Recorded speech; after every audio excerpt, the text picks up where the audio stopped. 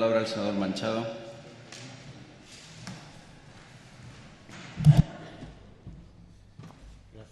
Gracias, señor presidente. Señorías, como bien ha explicado mi compañero, el senador Ortiz, bueno, es casual, pero tal vez no, y es el paralelismo que él ha hecho entre el buen gobierno corporativo de las sociedades de capital y el buen gobierno en general, es decir, aquel que debe gobernar los intereses colectivos, pues para mí es un paralelismo acertado, ¿no? Esta ley, lo hemos dicho, lo han dicho todos los intervinientes, es una ley necesaria, es una ley que nos parece necesaria y además es oportuna. Pero yo quisiera explicar un poco su necesariedad, lo ha hecho mi compañero el senador Ortiz. No podemos dejar, como ha pasado hasta ahora, que determinadas cuestiones queden al albur de las buenas prácticas o de la voluntariedad o del campo de la responsabilidad social corporativa. No podemos dejarlo y las pruebas las tenemos, no diré cada día, pero sí muchos días. Y las cuestiones que regula esta ley son precisamente aquellas que han permitido su no regulación o su escasa regulación ha permitido que en los últimos tiempos se hayan conocido casos escandalosos que han generado una alarma social profunda y que han contribuido mucho al clima de desconfianza y de falta de credibilidad de las instituciones españolas en general, las privadas y las públicas, que fundamentalmente son las que a mí personalmente me preocupan.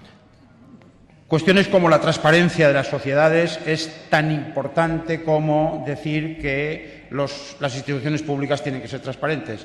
Cuestiones como la participación y los derechos de los accionistas minoritarios, tanto derechos de información como derechos de presencia en los órganos de gobierno, es fundamental. Y es fundamental hablar en esta ley de las remuneraciones de los administradores y de los directivos, que es una de las cuestiones que no hace mucho ha estallado en nuestro país y que, repito, ha causado una alarma social importante. Y como las buenas prácticas y la voluntariedad no siempre son suficientes, yo diría que casi nunca son suficientes, de ahí surge la necesidad de esta ley. Pero esta ley, bajo nuestro punto de vista, se queda corta en la solución de algunos de estos problemas. Y ese es el sentido, que no otro, de las enmiendas que hemos presentado. Hemos presentado 17 enmiendas. Bien es cierto que en el trámite parlamentario del Congreso el Grupo Socialista había presentado 22 y se aceptaron o transaccionaron 5. Las 17 restantes voy a hacer un breve resumen de ellas porque van enfocadas fundamentalmente a esos temas que he citado al principio. Las enmiendas 87, 88 y 89 lo que pretenden es reordenar los artículos 10, 11 y 12 de este proyecto de ley, que a su vez modifica la Ley de Sociedades de Capital en los artículos 217 a 219. En este aspecto, el proyecto de ley, aspecto relacionado con la remuneración de los directivos y de los altos cargos, en este aspecto el proyecto de ley deja un poco a fijación de los estatutos y de la Junta General la relación entre remuneraciones variables y remuneraciones fijas de los consejeros o de los administradores o de los altos directivos. En nuestra opinión, es necesario fijar una remuneración máxima, una relación máxima entre la parte flexible y la parte fija de la remuneración, porque es precisamente en la parte flexible donde se dan y se han dado los abusos. Y nuestra propuesta es muy simple. La remuneración máxima, la remuneración variable máxima será el 50% de la fija cuando lo pueda aprobar el Consejo de Administración, y en el caso de que se quiera llegar al 100%, es decir, que haya la remuneración variable sea igual que la fija, tenga que ser la Junta General de Accionistas quien la apruebe. Y en ningún caso se podrá sobrepasar el 100%, porque nos parece que eso es la fuente de esos abusos a los que me he referido.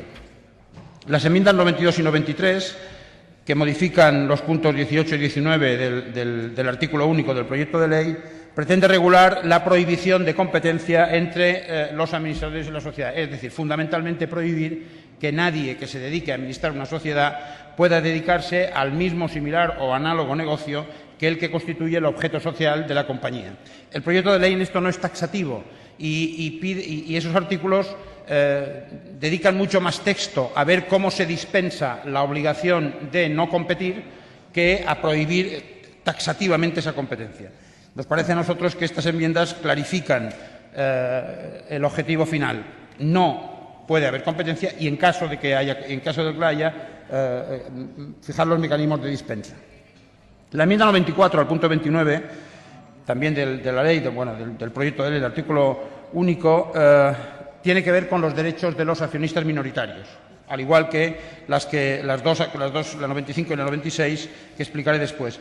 En esta enmienda 94 proponemos que se reduzca el límite mínimo que fija el proyecto de ley para que los accionistas minoritarios ejerzan sus derechos, ciertos derechos, sobre todo de información. Plantea que los accionistas minoritarios puedan ejercer esos derechos si tienen como mínimo el 3% del capital social. Nosotros entendemos que es suficiente con que sea el 1% del capital social.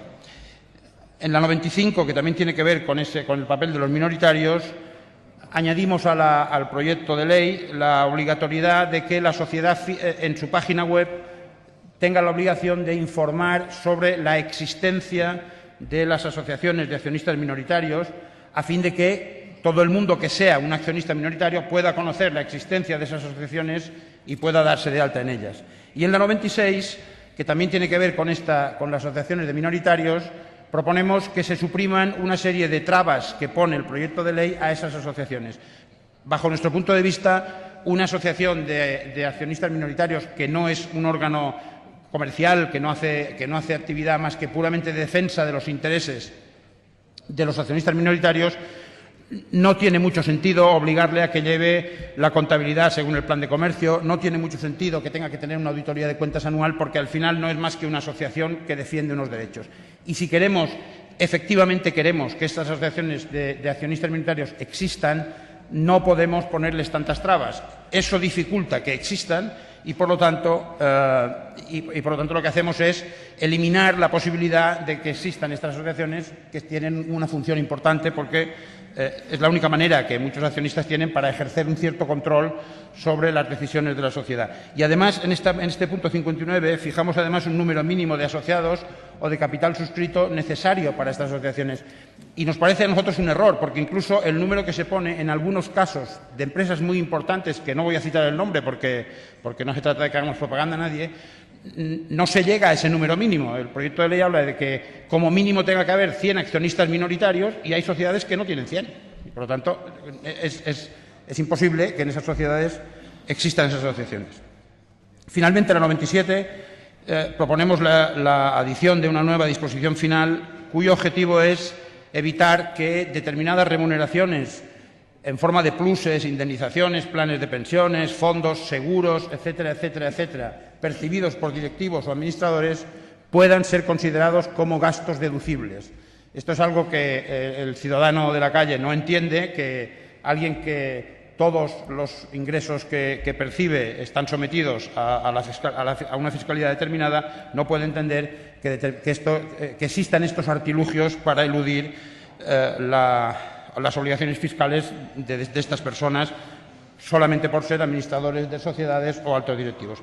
En definitiva, enmiendas que, como ven, van destinadas no a dinamitar el proyecto de ley, que nos parece, repito, necesario y conveniente, pero sí a dotarle de suficiencia para poder obtener sus fines. Yo espero que los días que han transcurrido desde que se celebró la comisión y la ponencia hayan servido para que los ponentes del Grupo Popular hayan reflexionado y hayan podido entender que alguna de estas enmiendas, si no todas, son suficientemente tienen el carácter o la característica fundamental de mejorar el proyecto de ley, que es el objetivo que nos ha guiado al presentarlo. Muchas gracias.